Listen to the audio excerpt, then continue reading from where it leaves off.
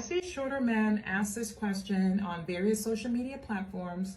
I keep seeing them ask, how come when shorter men have an attitude, they get labeled as having Napoleon complex, but when tall men get an attitude, they don't get labeled as anything? How come their anger doesn't have a title, but shorter men's anger has a title? And so I wanted to give my 2 cents on that. When shorter men have an attitude, it's Napoleon complex. When tall men have an attitude, it's Napoleon complex. And let me explain. Napoleon complex does not mean that you're short. It means that you feel short. There's a difference.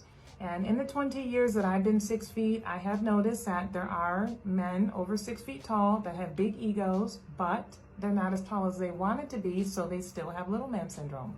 And I only see little man syndrome behavior in tall men that are on the lower end of tall. It's not all of them. It's not a widespread thing. I wouldn't say it's common. It's just men over 6 feet with little man syndrome. They do exist.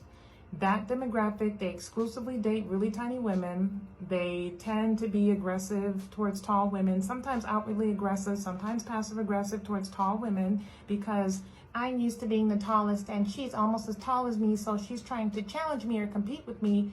No, she isn't. But that's Napoleon complex insecurity. And also that same demographic of men, I suspect that that's the same men that tend to bully short men, because men with Napoleon complex, they feel like they're not good enough. So they do try to dominate to prove to themselves that they're worthy.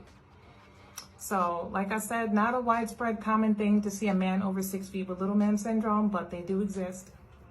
And I can say this because I'm a 6 foot tall woman and my height tends to trigger other people's insecurities. And so I get an amplified view of people's insecurities. I bet you guys didn't know men over 6 feet could have little man syndrome, did you? Well, you learned something new. You're welcome.